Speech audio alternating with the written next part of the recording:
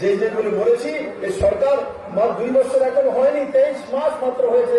এই 23 মাসের মধ্যে যা যা করেছি 25 বছরে সেগুলো হয়নি। বন্ধুরা, সবচেয়ে বড় পরীক্ষা হচ্ছে মানুষের চাল চলাও চরিত্রের পরিবর্তন হয়েছে। এখন আর কেউ আন্দোলনে যেতে হয়। বন্দোবস্ত করেছেন পাকা বাড়ি করার জন্য 2022-এর মধ্যে, যাতে সমস্ত পরিবার পাকা বাড়ি পেয়ে যায়, ভারতবর্ষে কাউ যাতে কাঁচা বাড়ি না থাকে। কেন্দ্র সরকার নরেন্দ্র মোদী সেই দিশাতে কাজ করছেন।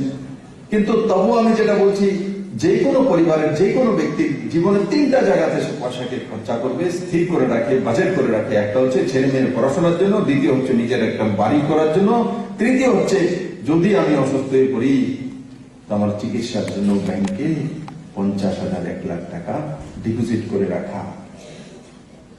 যদি অসুস্থ হই তো ছেলেকে বলি আমি ওই ব্যাংকে এই অ্যাকাউন্টে টাকা রেখেছি, ওখান থেকে টাকা তুলে আমাকে চিকিৎসা করো। আজকে চিকিৎসা করার জন্য আপনাকে 50,000 টাকা বা 2 লাখ টাকা 3 লাখ টাকা রাখার দরকার নাই। তার জন্য 5 লাখ টাকা নরেন্দ্র ভাই মোদী আপনার জন্য রেখে দিয়েছে। আপনি সেই টাকা দিয়ে নিজের সুন্দর বাড়ি তৈরি করে নিন বা নিজের ছেলে মেয়ের ভবিষ্যৎ তৈরি করে নিন। এক জায়গা থেকে মোদী রিলিফ করেছে। দ্বিতীয়, যারা গরিব আছে ঘর করার জন্য টাকা রাখার বেশি দরকার নেই। আপনি যদি 1.5 লাখের সঙ্গে 50,000 1 লাখ টাকা যুক্ত করতে চান করুন, আর যদি নাও করেন 1.5 লাখ টাকা দিয়ে কমসে কম সামান্য ছোট একটা পাকা বাড়ি করা যেতে পারে, উপরে টিনের একটা ছাদ দিয়ে সেই ব্যবস্থা করেছেন।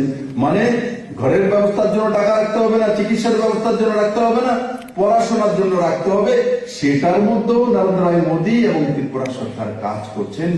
গরিব ঘরের পরিবাররা যে ম্যারিড থাকে, বিদেশে পড়াশোনা করার জন্য 75 লাখ টাকা কেন্দ্র সরকার খরচা করে, তার মধ্যে যদি ম্যারিড থাকে 75 লাখ টাকা।